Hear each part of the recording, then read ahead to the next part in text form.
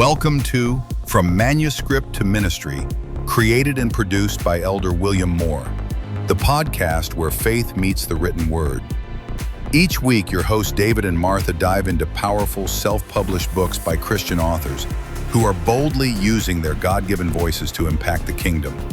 Whether you're an aspiring writer, a reader seeking spiritual growth, or a ministry leader in search of authentic resources, this is your space to be inspired, encouraged, and equipped.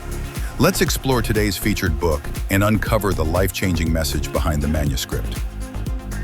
Welcome back to the Deep Dive. I am genuinely excited to share this deep dive with you today as we unpack some really profound wisdom for living a life of, genuine impact and peace. We're zeroing in on specific insights from chapters 9 and 10 of Proverbs 31, Empowering Quotes for Everyday Motivation by William Moore. And our mission, it isn't just to review the chapters. Wait, it's more than that. Right. It's to really extract those, surprising nuggets of knowledge. What does it truly mean to live a life so rich in wisdom, kindness, and service that it doesn't just, strive, but it naturally flourishes? That natural flourishing. And just as crucially, how does that kind of life also cultivate an unwavering, a truly fearless faith? It's a powerful combination. It really is. And the fascinating thread running through all of this, the core theme we'll keep coming back to, is this. It's not simply about trying harder, or this relentless effort. Which is what we often think, right? Just push harder. Exactly.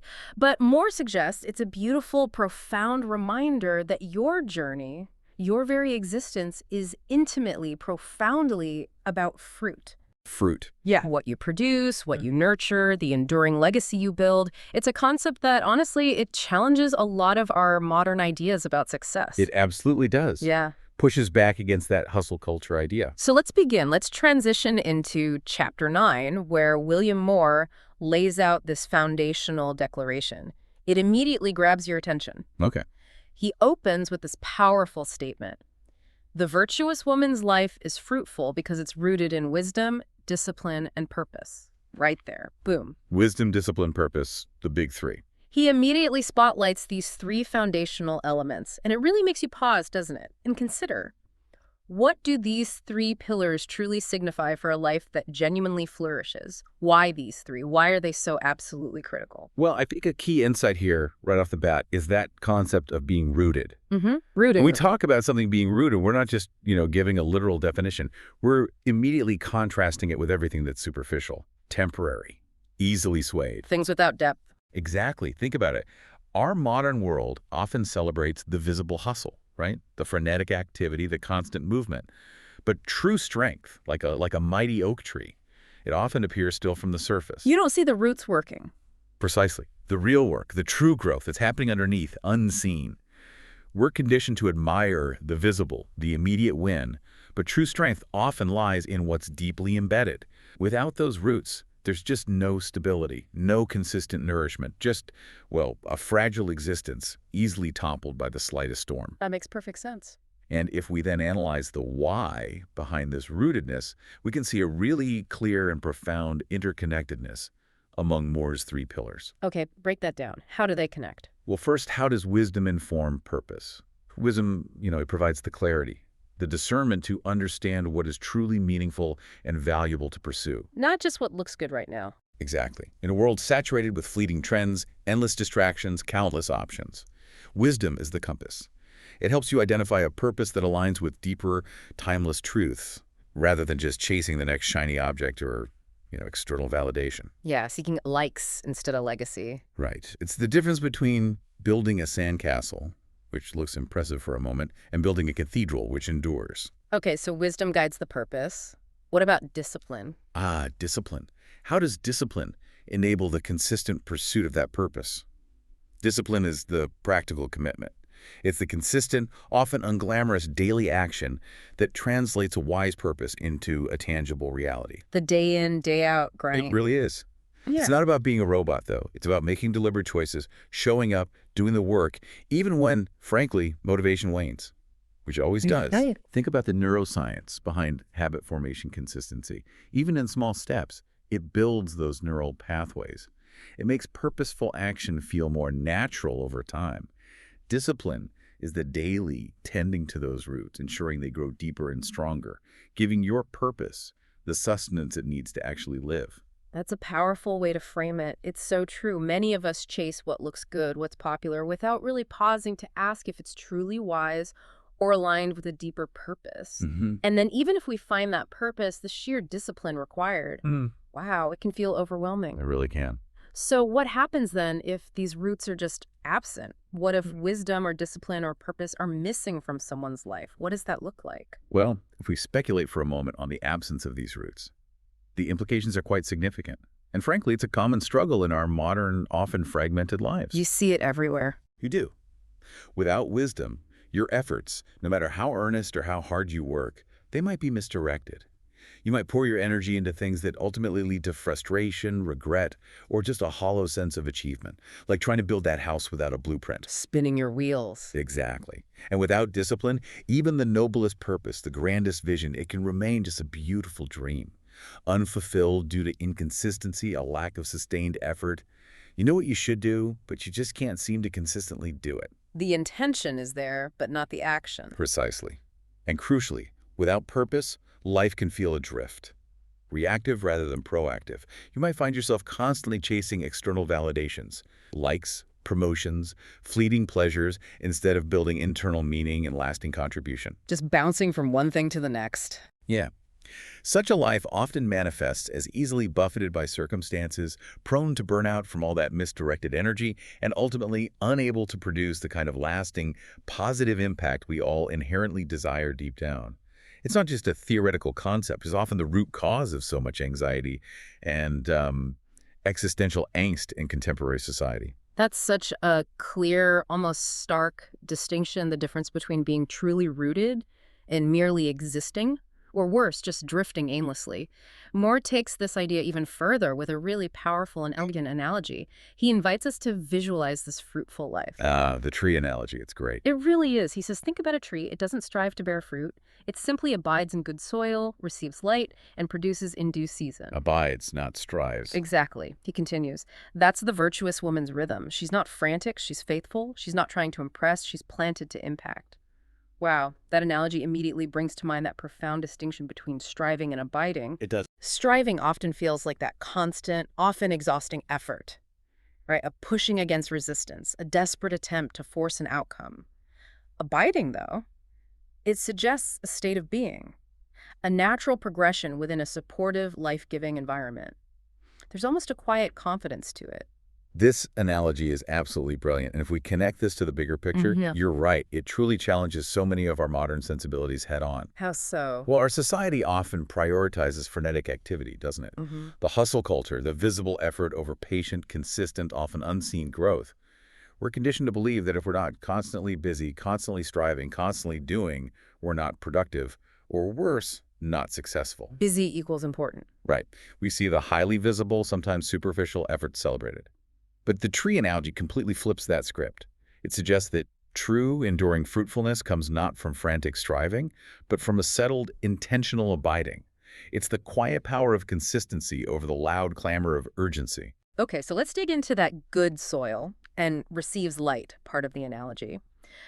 How do those metaphorical elements translate into practical life choices for you, the listener? Great question. Good soil. It could represent your chosen environment, and that's multi-layered. It's the people you surround yourself with. Are they supportive? Do they challenge you to grow? Or are they, draining? Energy vampires. Totally. It's the communities you engage in, professional, spiritual, social. Do they foster your best self? It's even the information you consume, the books you read, the podcasts you listen to, the ideas you entertain. Would you feed your mind? Exactly. Are these environments supportive and nourishing, allowing your intellectual, emotional, and spiritual roots to deepen? Or are they toxic and eroding? Choosing your soil wisely is an active, ongoing process. It's not passive. That makes sense. And the light. And receives light, that speaks to the sources of truth and inspiration you allow into your life. This could be through dedicated reflective practices like meditation or prayer. It could be engaging with spiritual texts or profound philosophy, or simply taking time for introspection, for learning, for seeking beauty. Being intentional about inspiration. It's about being open and receptive to positive, growth-oriented influences that genuinely fuel your inner world. It's about consciously feeding your mind and spirit, recognizing that just as a tree needs sunlight to photosynthesize, You need illumination to thrive. You need truth. You need goodness. Okay, so good soil, good light. That leads to the next distinction Moore makes. Frantic versus faithful. Yes, this leads directly to the core difference between being frantic versus faithful, and that other pair, trying to impress versus planted to impact. Tell us more about that. A frantic life is often driven by external pressures, when you say. A need for approval, a fear of missing out, the relentless pursuit of societal benchmarks. It's about performance for an audience. Keeping up appearances. Exactly. A faithful life, however, is guided by an internal conviction, a quiet trust in a process and a purpose that extends beyond immediate visible outcomes. It's about being true to a deeper calling, even when no one is watching. Integrity, really? Very much so. And similarly, trying to impress suggests that outward focus, a performance designed for external validation, look at me, but being planted to impact implies a deeper, more intrinsic motivation. It's about the inherent value of what you offer, the authenticity of your contribution, regardless of who sees it or applauds it. This internal locus of control, this internal motivation is key. It's about operating from a place of peace, conviction, and deep purpose, not from a reactive need for external applause or recognition. The fruit, when it comes, is a natural outflow, not some forced production. That distinction between internal and external motivation is absolutely crucial, and it's one we often wrestle with, I think, in a world so geared toward public displays. Which brings us to a pivotal quote. Moore highlights about the nature of this fruit. He says, "Her fruit is visible, not in flashy displays, but in lasting impact." Ooh, that's good. Lasting impact. Right.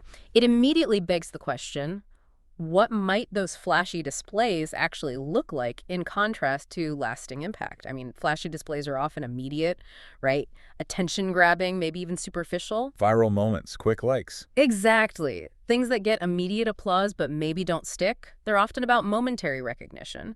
Lasting impact, though, that runs deeper. It's the kind of fruit that continues to nourish, to influence, to resonate long after the initial action has passed. It creates a ripple effect that builds rather than just shines for a second. And this raises such an important question for all of us today. How do we often misinterpret or, frankly, tragically undervalue lasting impact in a world that so heavily rewards immediate, visible results? It's a constant pressure. It is. We live in an age where metrics, analytics, instant feedback reign supreme. We're constantly checking our phones for notifications, looking for quick wins, viral moments, measurable outputs. This conditioning makes it incredibly difficult to appreciate the slow, steady, and often invisible work that leads to truly profound impact. We confuse activity with accomplishment and noise with substance. That's a great way to put it, noise versus substance. But true, profound impact. It really comes in flashy packages. It's often quiet, consistent, and cumulative. Let's delve into the specific examples of this fruit that Moore mentions, because they truly illustrate this point with a remarkable clarity. Okay, let's hear them. First, he talks about peace in her home. Now, this isn't just the absence of shouting or conflict that's kind of a reactive peace. Like a ceasefire. Exactly. This is a diligently cultivated atmosphere of harmony, understanding, and emotional security. Practically, this means making intentional choices every single day. Like what? Like actively listening to family members, not just waiting to talk. Practicing forgiveness, which is often more for yourself than the other person, right? Setting healthy boundaries.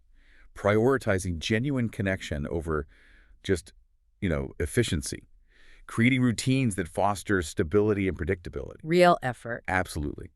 This kind of peace is actively produced through the daily application of wisdom, knowing when to speak and when to be silent, understanding what truly matters in a relationship, discerning the root of conflict, and through discipline, consistently choosing patience, kindness, empathy, self-control, even when you're exhausted or challenged. Especially when you're challenged. Right. It's an internal order that creates an external sanctuary, and its impact on everyone within that home. It's immeasurable and long-lasting. It's a foundational ecosystem for flourishing. Okay, peace in the home. What's next? Then there are the prayers she prays over her children. This is an incredibly powerful example of intangible but profound impact. Intangible, yeah. Hard to measure. Totally. These are unseen acts, not for public display, not to garner praise, but for deep spiritual nurture and intercession.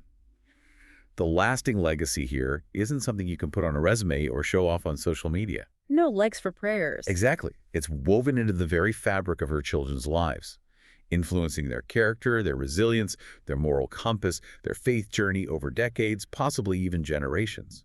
These consistent, intentional acts of spiritual stewardship contribute to a legacy that extends far beyond her own lifetime, shaping the internal landscape of those she loves.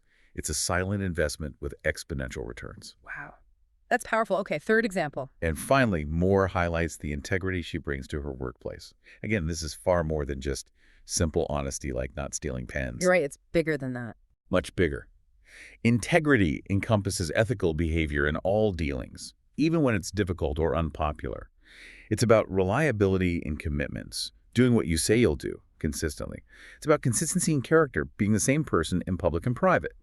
And it's about a positive influence that transcends mere job descriptions. Being dependable, trustworthy. Exactly. It's about doing the right thing even when no one is watching. Being a person whose word is their bond. This kind of integrity builds deep trust, it fosters a healthy work environment, and it can subtly, yet powerfully, influence colleagues, clients, the entire organizational culture.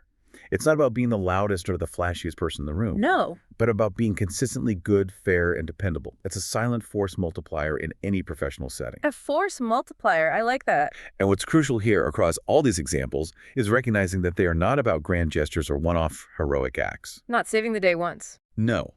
They're about consistent, intentional choices that build over time, like the steady incremental growth of a magnificent tree.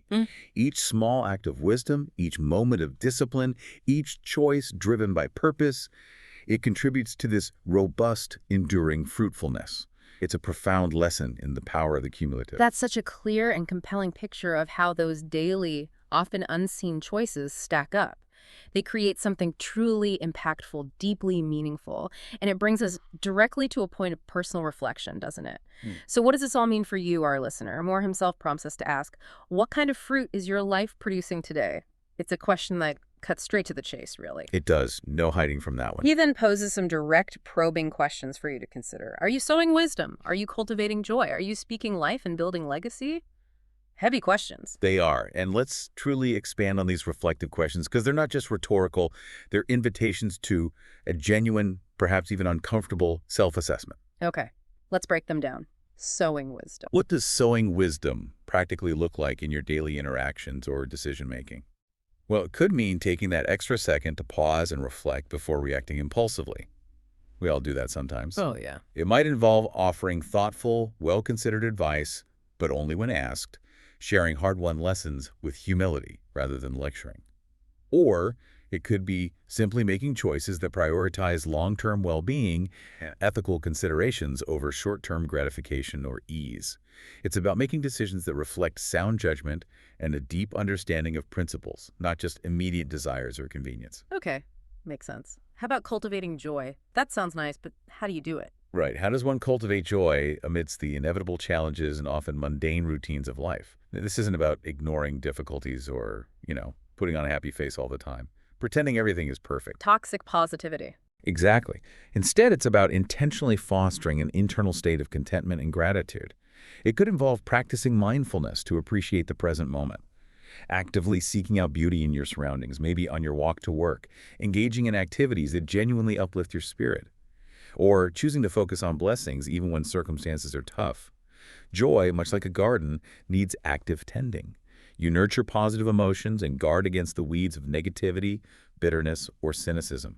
It's an active, conscious, and often courageous act. Courageous, yeah. Choosing joy takes strength sometimes. Okay, the last one. Speaking life and building legacy. And finally, what specific actions constitute speaking life, and how does that contribute to building legacy from you? Speaking life means using your words intentionally. To encourage, to uplift, to inspire hope, to affirm others' inherent worth, and to share truth in a loving, constructive way. Words have power, immense power. It means consciously avoiding gossip, harsh criticism, negativity, things that can tear down individuals and relationships. When you consistently speak life, you create an atmosphere of positivity, trust, and growth around you. And this isn't just about your immediate interactions. It creates that powerful ripple effect we talked about. This consistent positive influence, this intentional sowing of good into others through your words, this is precisely how you build a lasting legacy, a positive mark left on the world and, more importantly, in the hearts and minds of those you encounter.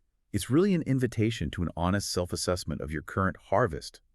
What is genuinely growing from the seeds you are sowing with your words and actions every single day? That's a truly profound call to examine our daily contributions, whether they feel big or small, and recognize their cumulative power. Okay, now, having explored this fruitful life, let's shift our focus. Let's go to chapter 10, which offers a powerful and necessary pivot in perspective. Okay, chapter 10. The phrase Moore uses is this. Chapter 10 flips the lens from what she does to how she lives. This chapter isn't just about her actions, it's about the underlying state of her being, her spirit, her internal world. And the central theme here is incredibly impactful. She is not afraid of the future. Ah, fearlessness. That's huge. It is. And what's truly fascinating here is the direct, almost inevitable link between her fruitfulness in chapter 9 and her fearlessness in chapter 10. They're connected. Absolutely. Yeah. It's not a coincidence. It's a profound consequence.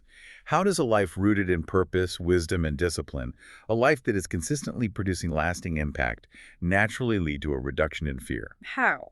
Well, when you are confident in your grounding, when you are faithfully sowing good seeds and witnessing the positive, tangible fruit of those actions, there's a deep internal sense of security that begins to develop. You're not relying on fleeting circumstances or the whims of fortune. You're building on something substantial and proven. You see it working. Exactly.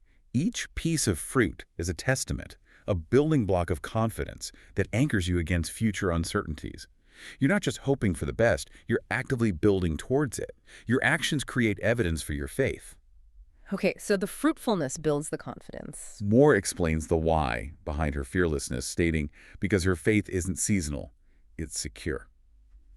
And this is such a critical distinction. It really differentiates resilient living from reactive living. Seasonal versus secure. Explain that. Seasonal faith is often dependent on external circumstances. It flourishes when things are going well, when life is abundant, but it withers quickly when challenges arise, when the weather turns bad. Fair weather faith? Precisely. Like a plant with shallow roots that thrives only in perfect conditions. Secure faith, on the other hand, is anchored in something unchangeable, something beyond the immediate forecast. It's a foundational conviction that persists regardless of the storms. It's not swayed by the immediate news cycle or the current crisis, because it's rooted in something eternal, constant, and trustworthy. This security comes from a deep, abiding trust that transcends current events, providing an internal compass no matter how cloudy the skies become. That distinction between seasonal and secure faith resonates so deeply, doesn't it? It challenges us to examine the very foundations of our own confidence, our own trust. And this leads us to another powerful insight from Moore. He says, fear fades in the presence of preparation and prayer. Preparation and prayer, the two pillars against fear. Yes. This gives us two clear, actionable components that directly counteract fear. They work in tandem, he suggests, not in isolation, creating a robust defense against anxiety. Okay, let's truly analyze preparation in this context, because it's far more nuanced than just, having a plan. Right. What kind of preparation? What kind is implied here? I think it's multifaceted, it's holistic. It certainly involves strategic planning and foresight thinking ahead, anticipating potential challenges, assessing risks, making wise choices with your resources, time, energy. Practical stuff. Yes, practical stuff. But it also encompasses skill development and mental fortitude, continually learning new things, adapting to changing circumstances, cultivating a resilient mindset through intentional practice. And critically, it involves spiritual and ethical readiness, clarity about your values, and an unwavering commitment to them, no matter the pressure. Okay, so how does this link back to chapter 9? To wisdom, discipline, purpose? Great connection. How do her actions in chapter 9 contribute to this very preparation? Well, her wisdom gives her the insight to know what to prepare for and how to do it effectively. It guides her foresight. Makes sense. Her discipline provides the consistent effort required for effective preparation, whether it's managing finances diligently, developing her abilities through practice, or nurturing her inner strength day by day. The follow-through. Exactly. And her purpose gives her the unwavering motivation and direction for why she prepares. It ensures her efforts are meaningful, aligned with her values, and truly contribute to her long-term vision. This isn't about avoiding all future problems that's impossible. It's about being robustly equipped to face them with confidence when they arise. Okay, so preparation is key. What about prayer? How does prayer counter fear? Yeah, let's analyze prayer. How does it act as a direct counter to fear? It's far more than just, asking for things like a cosmic shopping list. Right, not just give me this. No, it's a profound communion with a higher power, a practice of relinquishing control over what we can't control, and cultivating profound trust. This communion builds a deep sense of security because it reminds us we are not alone, that there is a source of strength, wisdom, and guidance greater than our own limited perspective. Shifting perspective. Fundamentally, prayer isn't just about changing external circumstances. It's fundamentally about changing us. It strengthens our inner resolve. It shifts our perspective from immediate anxieties to eternal truths. It aligns our will with something bigger, something purposeful.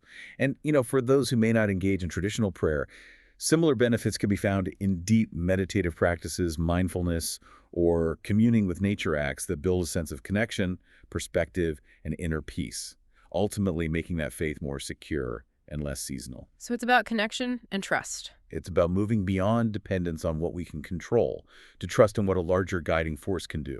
Okay. This brings us to another really illustrative quote from Moore. He says, "The virtuous woman laughs at the days to come, not because life is easy, but because her faith is strong." That's such a fascinating paradox, isn't it? Laughing at the future. It sounds almost flippant, but it's not. No, it's not a naive dismissal of hardship or some delusional belief that nothing bad will ever happen. Instead, it speaks to a deep internal fortitude, a kind of audacious joy, almost. Audacious joy. I like that. It's a laughter born of confidence, not ignorance.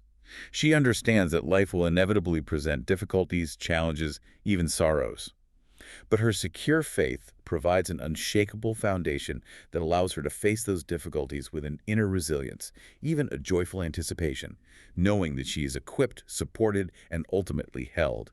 Her strength isn't in her ability to control the future. No one can do that. Right. It's in her unwavering trust in the one who holds the future and in the principles she embodies daily through her wisdom and discipline. That's such an incredible perspective shift. It's not about pretending problems don't exist or even that they won't be painful. It's about responding to them from an entirely different place of strength and deep-seated peace. Moore further elaborates on this wisdom, emphasizing she's not paralyzed by what-ifs, she's anchored in what God said. Ah, the what-ifs. The enemy of peace. Totally. This highlights such a stark and critical contrast, doesn't it?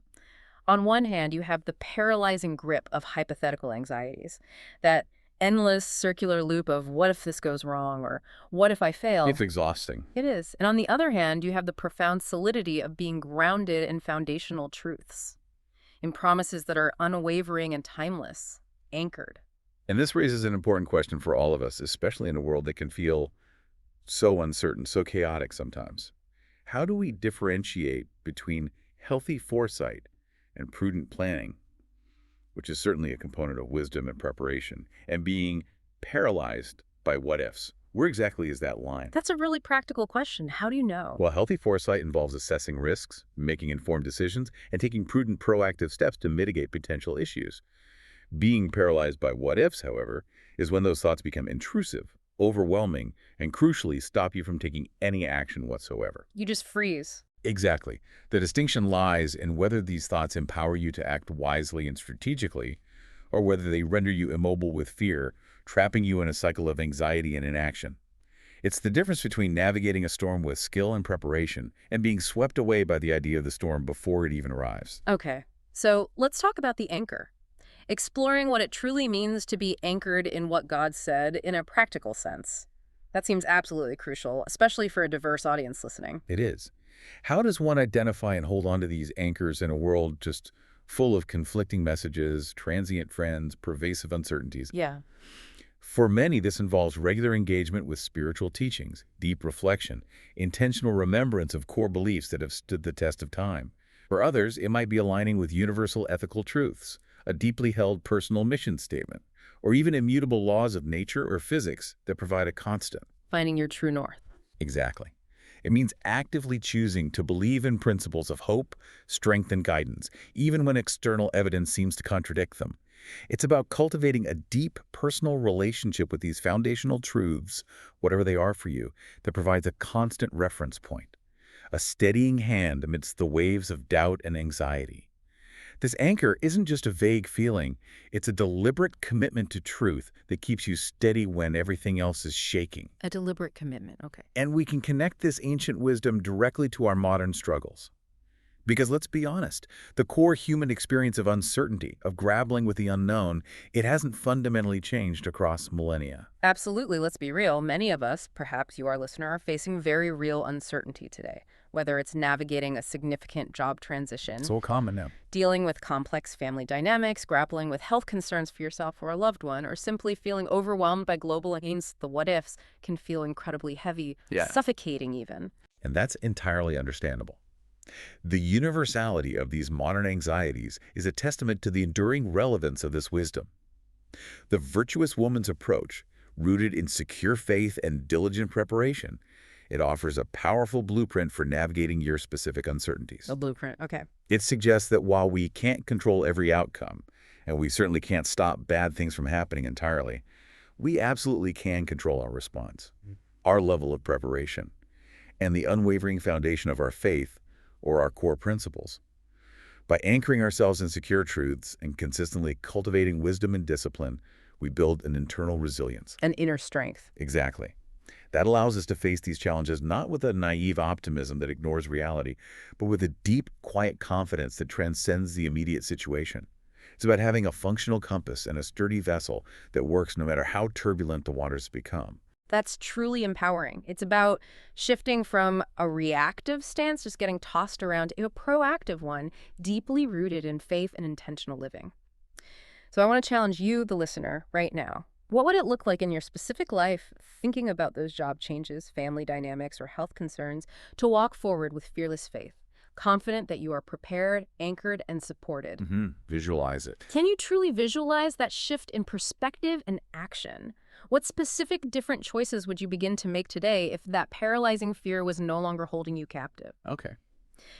We've explored fruitfulness and fearlessness as distinct concepts in chapters 9 and 10, but William Moore's ultimate message, and really our ultimate takeaway from this deep dive, is that these two powerful aspects of life are deeply, inextricably connected. Not separate silos. Not at all. So what does this all mean when we bring it together? Moore's ultimate takeaway is this: your fruitfulness and your fearlessness are connected. That's profoundly true. And understanding this symbiotic relationship is really key to a truly flourishing and impactful life. Let's dive a bit deeper into how living a fruitful life, that life rooted in wisdom, discipline, purpose, consistently producing lasting impact, how that builds the very foundation for a secure and fearless faith. How does that work? Well, think about it. Every single time you act with wisdom, every time you apply discipline to a task, every time you serve a purpose beyond yourself, and you witness the positive, lasting fruit of those actions, it doesn't just build external results. It strengthens your internal conviction. You believe it more because you see it. Exactly. It's experiential proof that the principles you're living by are sound, reliable, effective. These small, consistent successes build confidence not just in your own abilities, but in the underlying truths that guide your life. This tangible evidence of fruitfulness becomes a living testament to the security of your faith. It makes it less theoretical and more deeply personal and experiential. It creates a powerful, virtuous cycle. Living well bolsters your belief that living well works. Okay, so fruitfulness builds fearlessness. What about the other way around? Conversely, how does having fearless faith then enable one to pursue fruitfulness with greater boldness, resilience, and impact, even when facing daunting obstacles? Yeah, how does fearlessness fuel fruitfulness? When you are truly fearless, when your faith is secure, you are not paralyzed by the what-ifs. You are liberated from the debilitating grip of anxiety.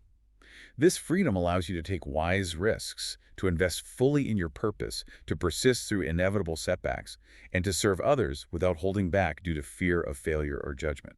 Fear holds us back so much. It really does. Fear often restricts our capacity for generosity, for courage, for innovation, for love. A fearless faith liberates you from those constraints. It allows you to pour yourself into fruitful endeavors with an unshakable confidence that regardless of the immediate outcome, you are upheld, guided, and ultimately purposeful. This boldness, born of deep security, fuels even greater impact and fruitfulness. That makes so much sense. It's like a self-reinforcing loop, isn't it? Fruitfulness builds faith. Faith fuels more fruitfulness. Exactly. So if someone listening right now is struggling with overwhelming fear, which path should they focus on first? Trying to be more fruitful or trying to build a fearless faith? Is there a primary driver, or do they truly have to work hand in hand from the outset? That's an excellent, very practical question, and it really highlights the intertwined nature. While they are absolutely connected, I would argue that starting with the foundations of fruitfulness can often be a more tangible entry point for someone feeling paralyzed by fear. Start with action. Yeah. When you actively choose wisdom, maybe by seeking counsel or learning a new skill, and apply discipline to a small, purposeful act, and then you see even a tiny piece of positive fruit, that initial experience of impact can begin to chip away at fear. It creates a proof of concept in your own life. The little win. Exactly. It builds a sense of agency. That small shift, that first piece of fruit, provides the experiential fuel that then starts to build a more secure faith. It's often easier to act your way into a new way of thinking than to think your way into a new way of acting, especially when fear has taken hold. So, starting with intentional, wise action, however small, can be the spark that lights the fire. Act your way into a new way of thinking. I like that. Moore encapsulates this entire beautiful dynamic in two powerful summary statements from the source. They really tie it all together. Okay, what are they? First, stay rooted in God's truth and you will bear fruit in every season. Every season, even the hard ones. Precisely.